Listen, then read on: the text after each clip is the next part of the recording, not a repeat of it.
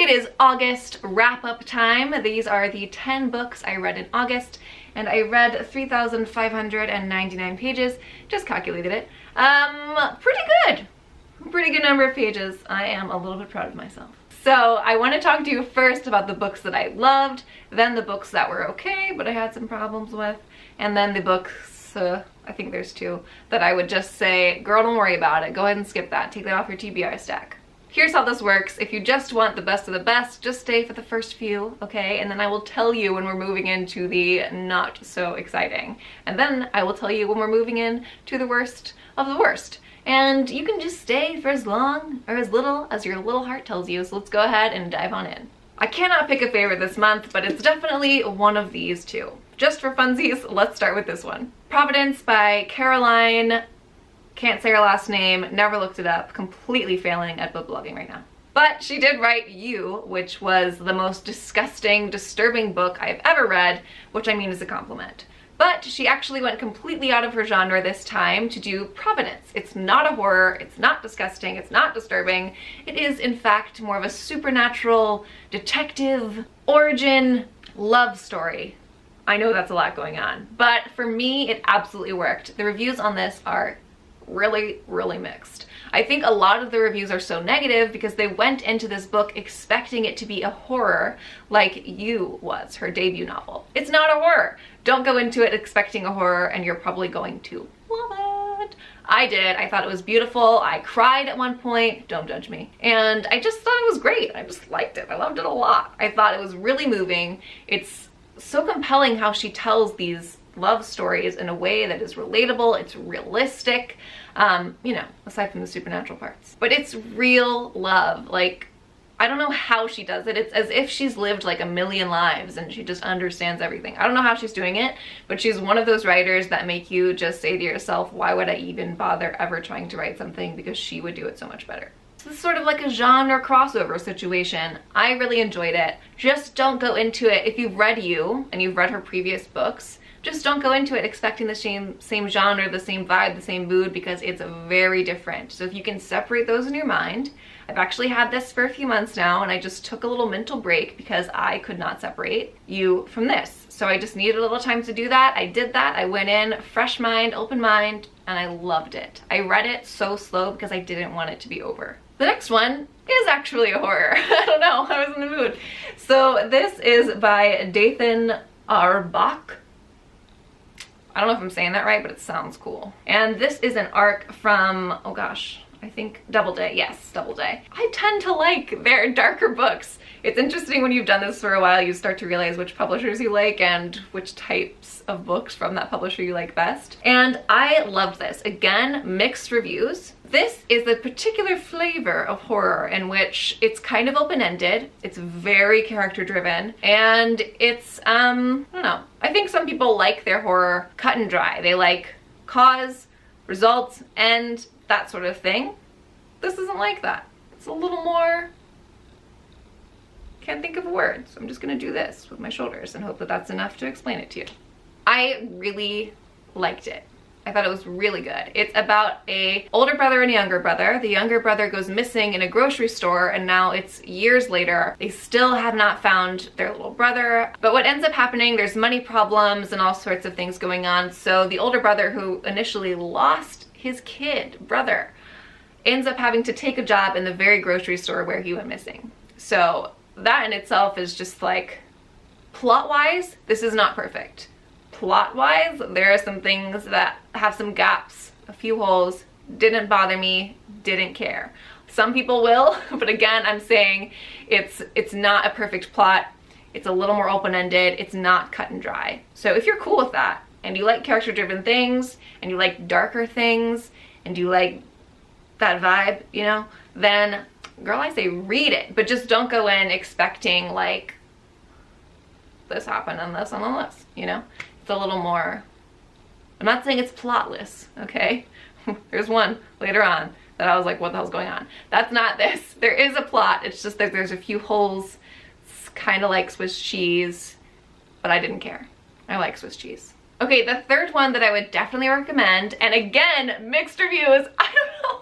I don't know what's happening, but I am yet again on the positive side. Welcome to the latest Mary Kubica novel. I read everything she's ever written, and I will forever. I did write a full, lovely review for this on the blog if you want to see it. I will just say that it is themes of insomnia. She always writes psychological thrillers. She has a very consistent style, so if you've read one Mary Kubica and liked it, you'll like all of them. If you've read one Mary Kubica and didn't like it, you're not gonna like any of them, so stop trying. I am on the positive camp. I love the style. It's consistent, and they're consistent 4-star reads for me. And that's saying something. I know that when one of these comes out, I'm gonna enjoy myself. So I just go ahead and get it. Are they the most amazing books of all known time? No. Are they consistently enjoyable, good books? Yes. And what more can you really ask for? This is a very illusory story. It has a very polarizing ending, which you're gonna love or hate. I was kind of pissed, but in a way that I respected, if that makes sense. Like, I was kind of mad at her, but in a way that I was like, I see what you did there. So I liked it, I respected it. It's about a girl who loses her mom and she can't sleep. She's nearing 11 days without sleep, after which people have died from lack of sleep. So it's about, like, she's seeing things that aren't there, what's really going on. The whole book is like having a bad dream. So it's good fun in my eyes. All right, those are the 3 books that I would totally recommend. Enjoyed them a lot. Think you should enjoy them too. The next set though is those books that are fine, you know, they were all right, but I didn't super love them. I didn't want to like hold on to them forever. They were just books that I read and that they were fine. So let's get into it. This one is The Phantom Tree. It's a historical fiction time travel situation, but in this case, instead of someone from the present going back to the past, it's someone from the past who has come to the present and is very confused about it. Now, there are real historical references in here, which, I'll be honest, I found confusing, having no idea what they were talking about. So the first chapter discusses some history that I'm just not familiar with. I wish it had been explained a little bit more so that I could have related to the plot a little bit more. That being said, it's enjoyable. I feel like she does a really good job of sort of putting you in the architecture and the place, and the mood is really fun, but I have a problem with her writing style and that she does a lot more telling than showing. And a lot of authors and writers will argue that you should always show more than you tell, and I completely agree. There's points in here that are good, and there's plot points and character bases that are good, but they're just sort of like told. Instead of showing me the emotion of those moments, of those difficult moments of who the characters really are internally, what they're going through, that I feel is missing. So I care still. Like, one of them is missing her son, and that's a big part of the book, is her trying to find her son. Now, just saying to you, her son is missing, you feel for her, right? You're like, oh God, that's awful. So if I care enough to be like, oh, that's sad, I hope that that works out. But imagine how much more I would be into this if she had really like taken me into that and really allowed me to feel those emotions, feel that situation. Instead, I feel like it's kind of glossed over. I don't know what's happened to my voice. I feel like it's kind of glossed over, so I'm still liking it. I'm enjoying it. It's a solid like 3.5-star read. I just keep thinking to myself like, wow, I would be so much more into this if there was just a little bit more at the heart of it. Next up is The Completionist, and again, full blog review is up on like written blog review. My keyboard's next to my face. That is a comedian reference. If you get it, I like you even more. The Completionist, it's a dystopian. It's referenced as being similar to The Handmaid's Tale, but only because The Handmaid's Tale and this book have one thing in common, which is that there's a fertility crisis, and these books explore how society changes because of that. This book is interesting. I liked reading it. Biggest problem though, it talks about a lot of different things. It talks about PTSD after war. It talks about infertility. It talks about women's roles in society. It talks about family ties. But at the end of the day, it never makes its point. It never really takes a stance on any of the issues it's talking about. So for me, as a sci-fi reader, that's a big problem, because I think if you're writing a science fiction, then you're talking about society affected by technology or by the future in some way, right? And you're sort of having to make a statement about what you think that would lead to, why it's dangerous, why it's bad. So we touched on a lot of things here, maybe too many. Maybe that was the issue with the author's choice. Maybe we just did too many focuses, too many thematic elements. I don't know, but regardless, failed to make a stance, and for me that's a big problem. So I might have enjoyed the book, might have enjoyed the writing, might have enjoyed the characters a little bit, which I did, but you can't just sort of, in science fiction, you can't just sort of put things out there and expect that to be good enough. You gotta say something, and I don't feel like this one did. Burglars and Blintzes.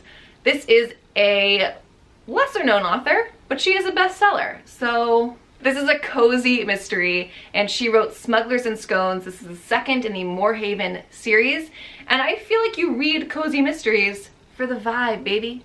Just so that you can imagine yourself in these cozy little mystery stories, usually in small towns and inns and just characters you wish you knew in real life. So the Moorhaven in this series is all based around an inn on a seaside town. It's called Moorhaven, and it's adorable. It's like a Victorian house, B&B, and it's only for writers and authors who are working on their latest book. Such a cute idea. I love it. And I love being there. I liked the first book more than this, I will say that. This sort of, I think, has a little bit of second book syndrome, where we're kind of like building a bridge, if that makes sense. It was still fun, but it just didn't have as strong of the mystery element. It didn't have as strong as the plot element. And the romance was weaker. Let's not lie. People read these for the romance, okay? That's like part of a cozy mystery. So what happens when you write series, and this is like a little writing tip from me to you, is that you can't give us everything if it's a series. So you can't have a happy love story ending in book 1 if you want to continue that throughout the series. You can't give us what we want, okay? And you see that again, time and time again in stories like Cheers. You know, you can't have those two main characters get together because then you're giving us what we want, and as humans, we're fickle, all right? We say we want it and we do, and then they get together and we're bored. So at the end of book 1, they get together. It's such a cute story. It's such a cute story. Smugglers and Scones, you gotta read it. So cute, if you like this sort of thing. And it ends happily, but the problem with it ending happily is that we then have to like create some sort of drama or separation in this, and it's just not as strong. So still fun, still enjoyable, but I liked the first book more. Will I continue reading this series? You betcha. Why? Because there's baked goods, there's mysteries, there's quirky characters, and a seaside inn, and it's all perfect, okay? That's why. Y'all, I'm getting hot. Like, I turn the AC off when I do these videos because my mic broke, but I'm dying. So this is The Dollhouse by Fiona Davis, historical fiction writer. I loved her book The Address because I feel like she has an efficient writing style. I like how she centers architecture at the heart of her pieces. I like how she writes about women in history, usually really fascinating. The Address was great. Again, did not like this one so much. This was her debut, so yes, I read them out of order. They're not a series, you can't be mad. I feel like, great concept. Feel like we kind of lost it in the execution a bit though. So basically this is set in 1950s.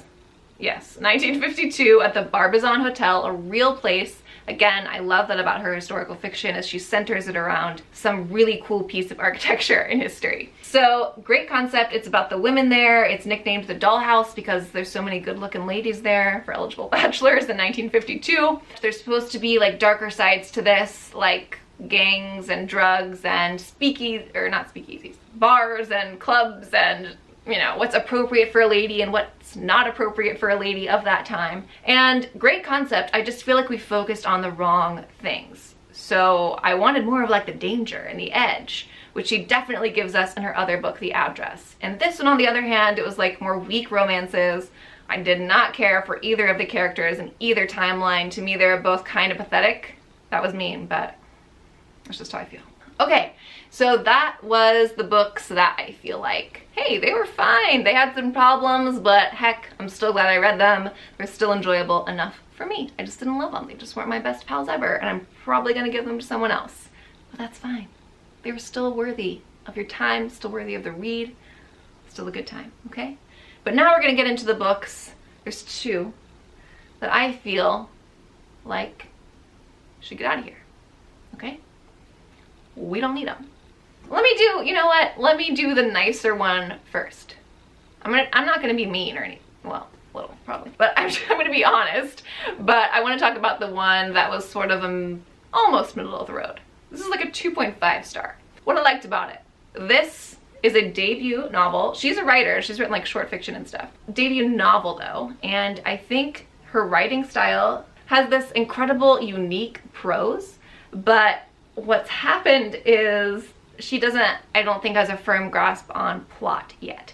So the prose is great, and I think she shows a lot of promise. I would try her work again, but I think you can tell the inexperience there as far as structuring a whole plot for a whole novel, because you're kind of halfway through, you start to say, where are we going with this? And the answer is nowhere. The concept's interesting, the characters are interesting, the writing's interesting, but there's a few problems with the plot, and that doesn't go anywhere. The characters are ill-defined. There's 3 different characters, a mother-daughter and a childhood friend. All the voices are the same, so while the timelines and the characters change, there's nothing to really differentiate them. They all read with the same voice, which is a big problem if you're going to do different characters each chapter. So I'll try it again, but I don't think that this book was worth it. This one, I am definitely saying skip it. Megan Abbott, Give Me Your Hand. It's good in concept, where it's about 2 science-based women who are competitively searching for the next part in the field, but there's 2 women that are sort of connected through their lives accidentally. It's another one of these darker side of female friendship books, which I usually like, but I feel like we fell short on this one. The characters were annoying, okay? I didn't like any of them. The character motivations, weak. The plot, weak. I don't understand, people are gonna think this is mean, but honestly, I don't understand how this can be so successful and such a big name when there's books written by smaller authors that, in my opinion, are far superior to this. So sometimes I get a little upset about that. And this is one of those times where I was like a little surprised that it would be so successful. So I didn't like it. Some people do. Some people really like this author. I just don't think it's for me. I just realized I didn't tell you about my one nonfiction read of the month, which was 12 Rules for Life by Jordan Peterson, but I am going to do a full review for that because I have a lot to say. So that's my 10 books. What was it? 3,900 something pages? I can't remember. Definitely loved Providence, Bad Man, and When the Lights Go Out. I say add those. Middle ground ones, get them from your library or don't read them at all. It's up to you. The last 2, honey, I say skip them, okay? But thanks for watching. Do me a huge favor, if you liked this video, give it a thumbs up. Leave me a comment below. Let me know which of these you would read. I need to know which book you loved last month, which book you hated last month. We can go either way. If you need a little vent session, I'm here for you. And do me a favor, if you haven't subscribed already, go ahead, press that subscribe button for book reviews, bookish videos, wrap-ups, book hauls, all the stuff. I'm your girl. Thanks for watching. I'll see you next time. Bye.